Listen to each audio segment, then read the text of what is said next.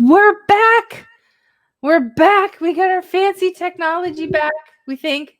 We think. We're going to try it anyway, see what we think. Good morning, everybody.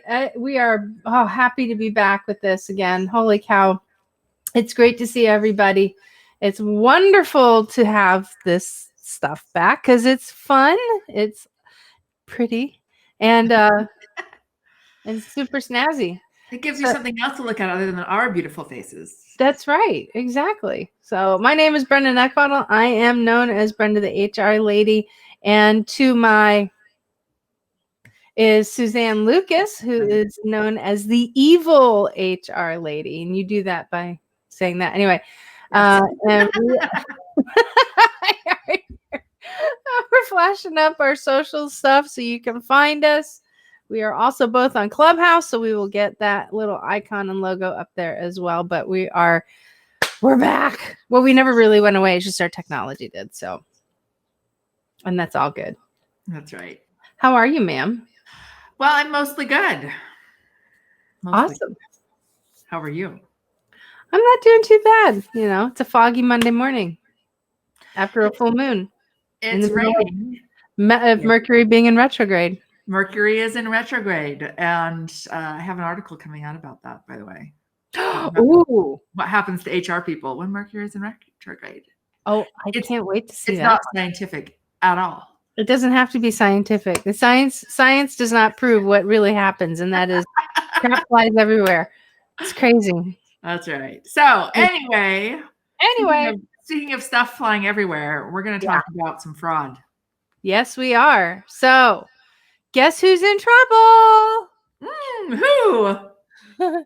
California Employment Development Department. Why does this not surprise me that it's a California problem?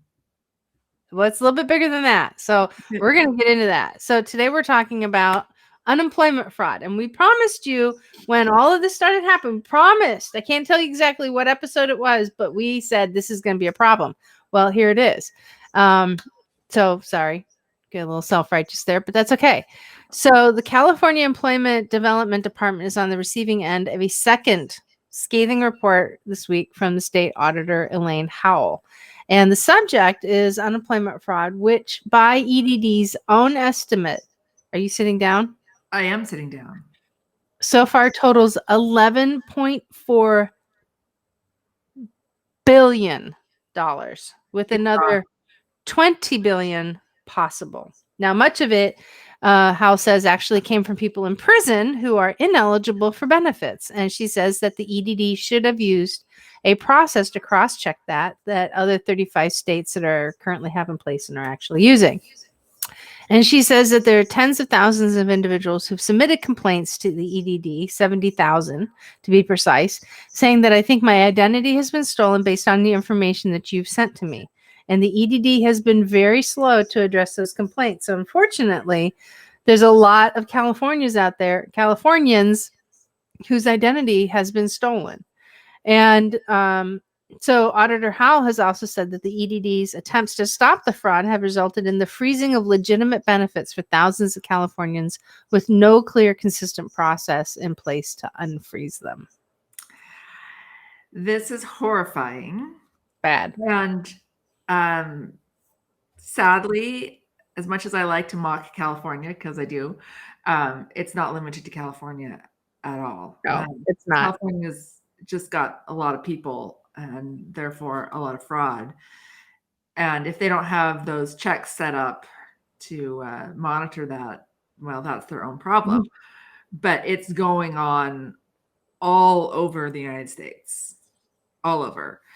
And a few weeks ago, USA Today ran an article about how scammers have done at least $36 billion in unemployment fraud. And they interviewed a guy who's doing it, a guy they call Mayawa. I'm not quite sure if I'm saying that right, but he's an engineering student in Nigeria, and he estimates that he alone has made $50,000. So he just compiled a list of people that he bought from for $2 from a hacked information that gave him their date of birth and social security number. And then he just fills out unemployment things and has been able to get 1 out of every 6 claims he files.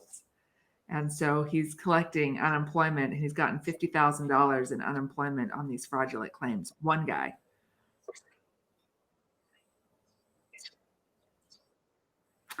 Wow. Yes. That's not good. No, it's not good. And it's not good for a zillion reasons. One thing is that it's really expensive. And those of us that pay taxes and pay unemployment insurance premiums are not happy about it.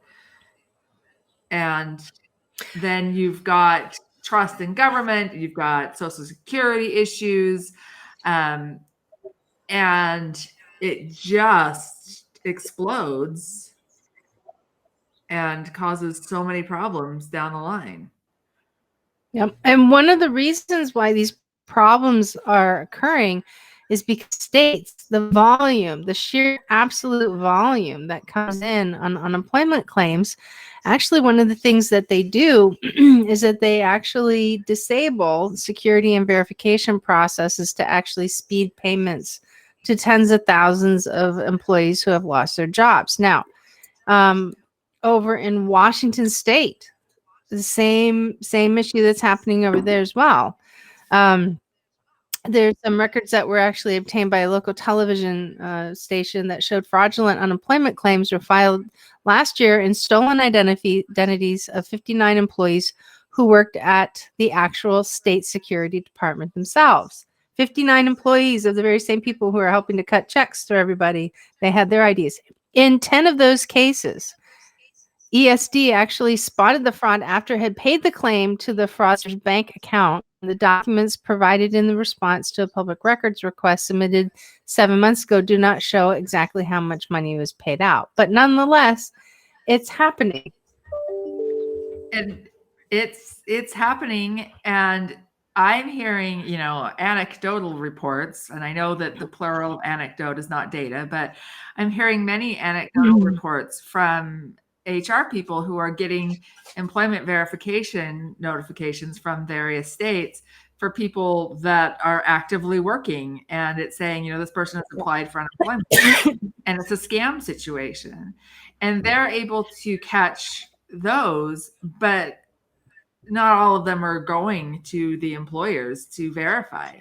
And, according to this guy who USA Today interviewed, he doesn't even need, accurate employment information in order to get the payout. You don't even have to identify the company.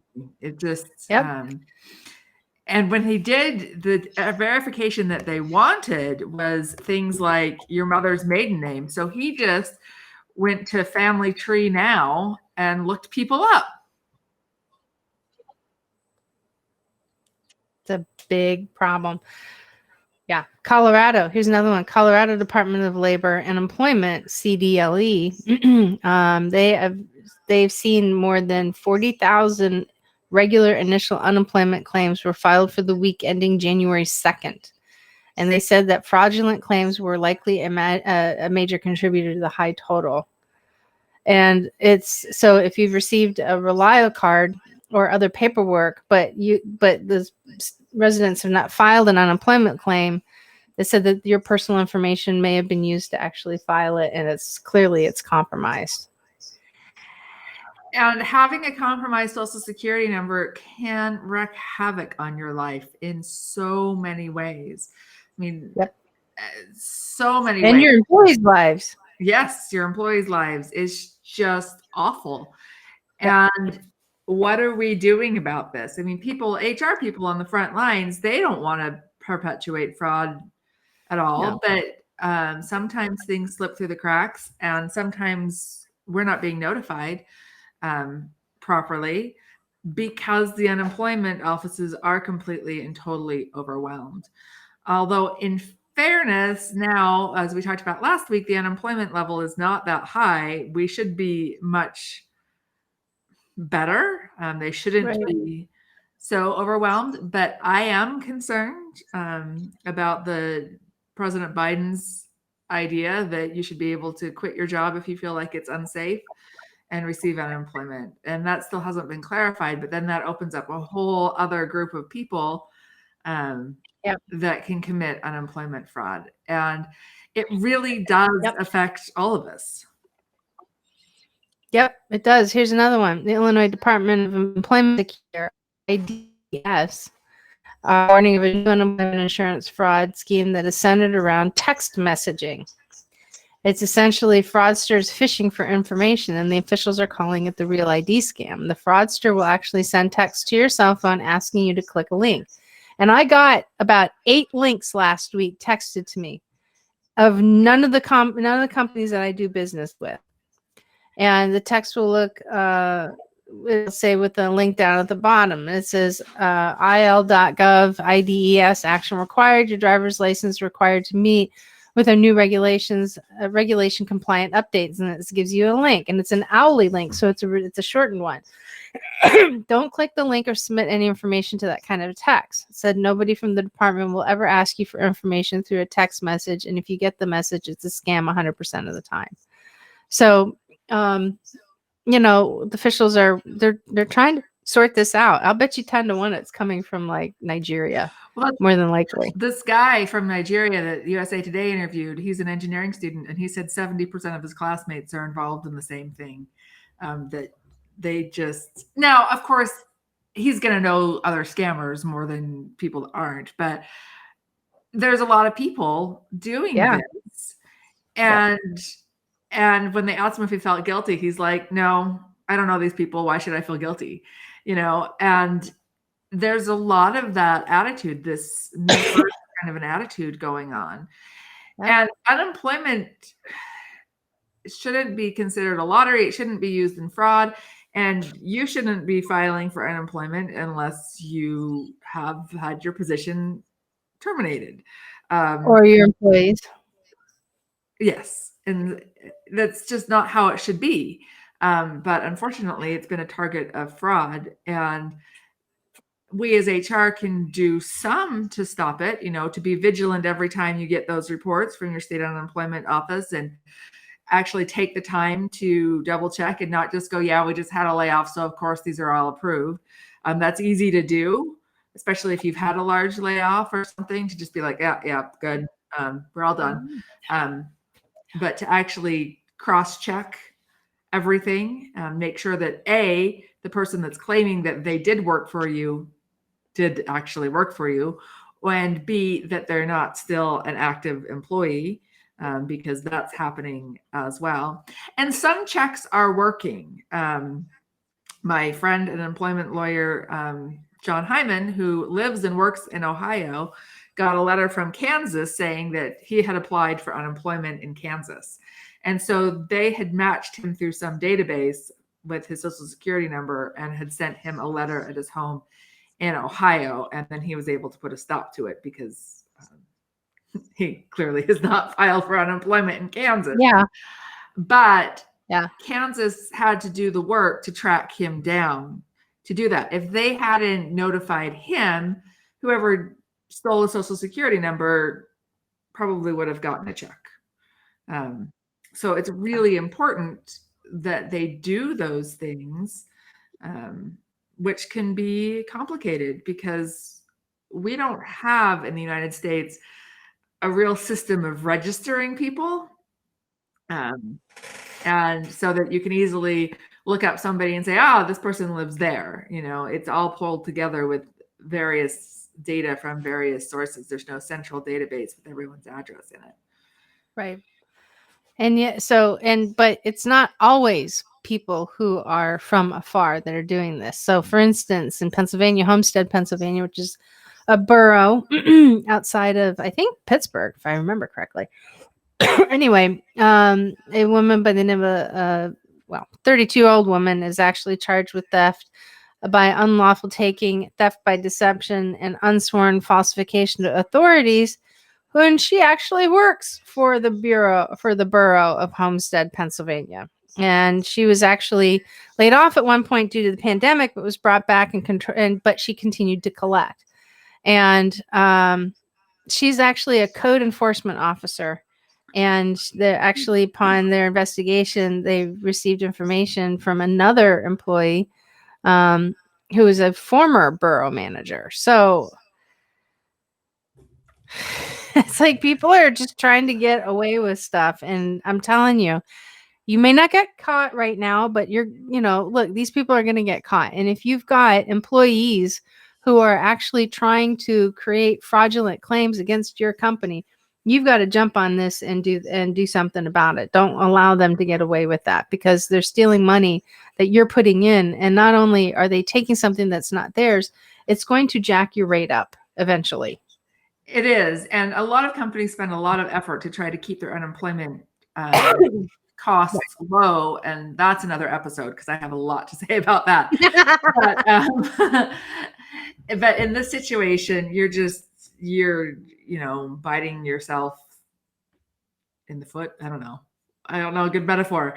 You're not doing what's best for your company if you're not paying attention. If you are having unemployment paid out to somebody who's actively working, that's bad. If you're having unemployment paid out to people that never worked for you or quit 3 years ago, that's another thing people are doing, that they're applying under jobs that they worked in, many, many years ago. And this is something that helps them get it through, because the verification comes through, Jane, your HR admin who gets the job, she looks up the person, sees terminated, and goes, yep, that's good. And doesn't look, terminated 2016, like what's, and I'm not blaming, Jane, the admin, that's doing that so much, because everyone's overwhelmed. And especially when we were doing massive layoffs, which have somewhat slowed down, and unemployment is slowing down too, which is good. Everyone was overwhelmed. But it also goofs up our unemployment numbers too, because the government relies on claims numbers as well. So, now on top of having a very confusing, I don't know how many months where none of us really felt like we really understood what was going on in this country, now we're faced with, do we really even know what our true unemployment rate is? Because we have all of these false claims now. So it's likely that our unemployment rate is much lower than what the government is capable of reporting, because these false claims exist. You know what? That's a really good point. And I hadn't thought about that side of it. But yeah, I mean, like with John in Ohio, if Kansas hadn't notified him, he would have been counted as an unemployment claim in Kansas. Absolutely. He's never even lived in Kansas, and he's actively employed in Ohio. And those types of things are inflating the numbers. And then that also affects what kind of government programs people say that we need, which in turn causes the government to spend more money that they don't have. And then I can go off on a libertarian rant, but we won't do that for today either. But it's a problem. Thank you. It's a huge, huge problem. And everybody needs to repent and be honest. There we go. That's my solution. And be honest. That was clever. I like that. That was definitely clever. Right. But it is. I mean, it's going to create a major issue, and it impacts economists and impacts so much. So, that level of dishonesty, it absolutely hurts everybody in the long haul. And just to be honest with you, I'm kind of put off of the fact that our government, as great as a country as we are, is not capable of handling these types of things. And it just, ugh. I agree. I don't even have words for it. It's just a sound. It is. It's just a sound, and we should be able to handle these things, and we're not. Although, in fairness, at the beginning of the pandemic, people were being laid off left and right, and just the sheer volume was far higher than we'd had in ever. Just so many people at once. But it has calmed down. and we should be paying more attention. And like you were saying, in California, there are resources available that other states use that California chooses not to use. Right. And you say, well, maybe that's because that resource is expensive. But I'm guessing that resource is less than the $11 billion a year in fraud that they're experiencing. So maybe if we could use our resources up front, we could cut down some of our expenses. And I actually think that's a really good lesson for a lot of things as far as business is concerned. You know, an ounce of prevention is worth a pound of cure. Yep. Absolutely. So it's crazy stuff. And I'm sorry we don't have a great solution other than for you and your company, please be vigilant. Yes. And make sure, even if your policy is to not oppose unemployment for anybody, which is generally the policy that I advocate for, make sure you're double checking, because you may have social security numbers coming through of people that never worked for you, or people who are still working for you. And it's not necessarily the case that that person is the one that's doing the fraud. Right. It's very possible that it is someone Else that has stolen that thing. And if that guy from Nigeria can spend $2 to buy a list of social security numbers and birth dates, yeah, so can somebody sitting next to you. So time for the tinfoil hats. Yeah, and but right. But if you haven't, if all of a sudden you discover that you have a potential, you received a claim from an active employee who is not laid off or was laid off and is returned and the dates don't line up, don't go running and firing that person right away. Right. It's probably not them. It may not be them. Right. Exactly. It may not be them at all. Maybe them, may not be them. Could be a spouse. Who knows? Could be an angry ex. Who knows? Right. Definitely do your due diligence, because at the same time, yes, you do need to address the issue, but you also don't want to put yourself in a position to where now you're terminating them falsely, or terminating them based off of false information.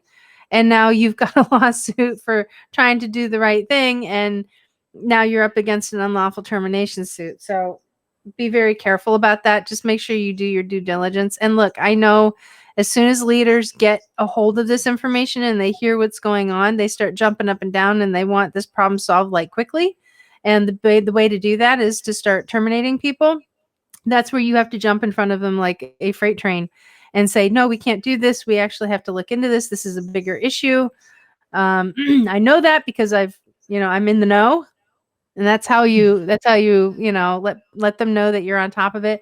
But do make sure that you keep them in the loop. And before you make any type of adverse employment decision, you guys actually have the facts. This is the most important thing. Excuse me. You're never going to go wrong by investigating first. No, you are not. That's a good way of putting it. You can suspend as necessary. You can suspend with pay if necessary. You can suspend without pay. And we kind of disagree a little bit on that. But although Brenda's almost won me over to her side. But you can suspend if you feel like the person is dangerous to have in the office, or, untrustworthy, or, whatever. Fine. That's fine. Just do the investigation before you do some permanent damage to somebody, because these things are happening through no fault of the employees, as well as some employees are doing it.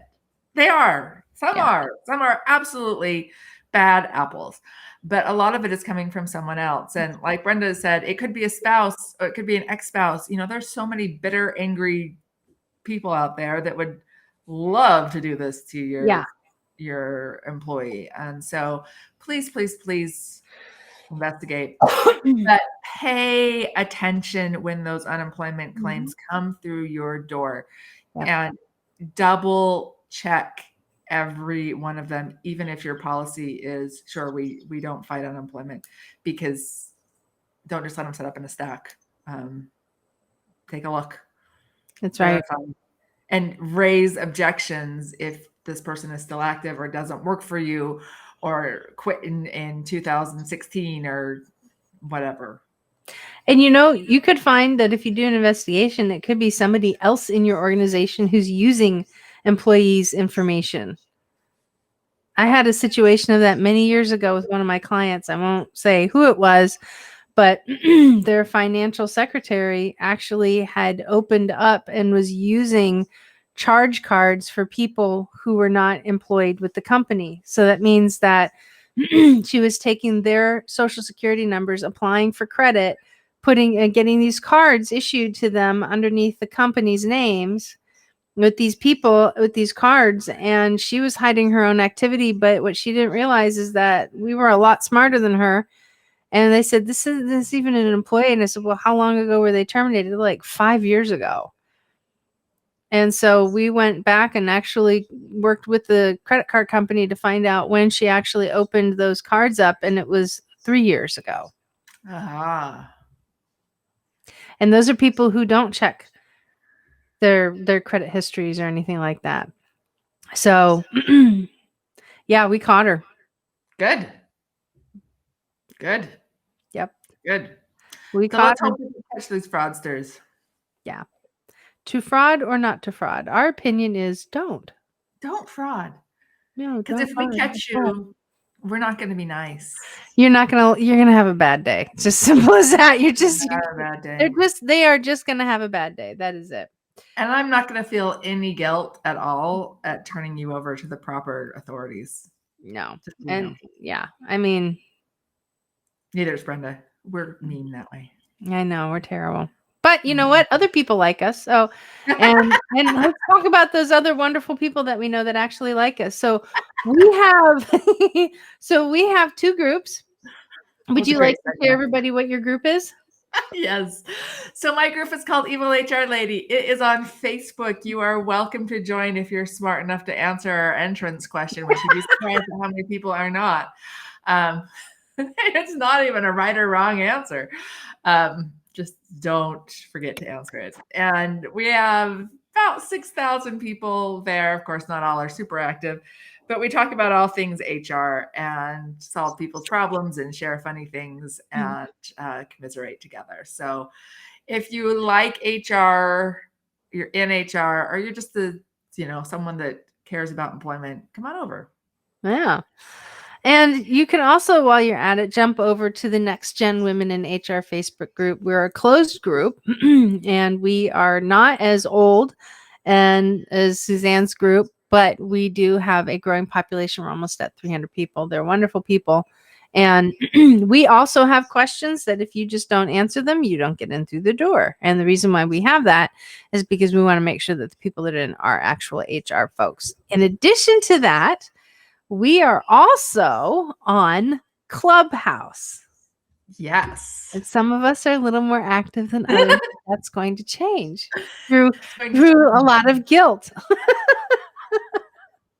So I actually host a daily show Tuesday, Wednesday, Thursday, and Fridays. I am in a room now, get a load of this, with a couple of real big names. And it's called Business Problem Solvers. And what we do is, as a panel, we sit and we actually listen to what challenges are of people's businesses, and we help them out. So Alex Stern is one of the gentlemen who's in. He's actually going to be a podcast guest of mine here real soon. And he is the co-creator of Constant Contact. Cool. Yeah. So we got some neat stuff that's going on over there, and I'm trying to get this one over here.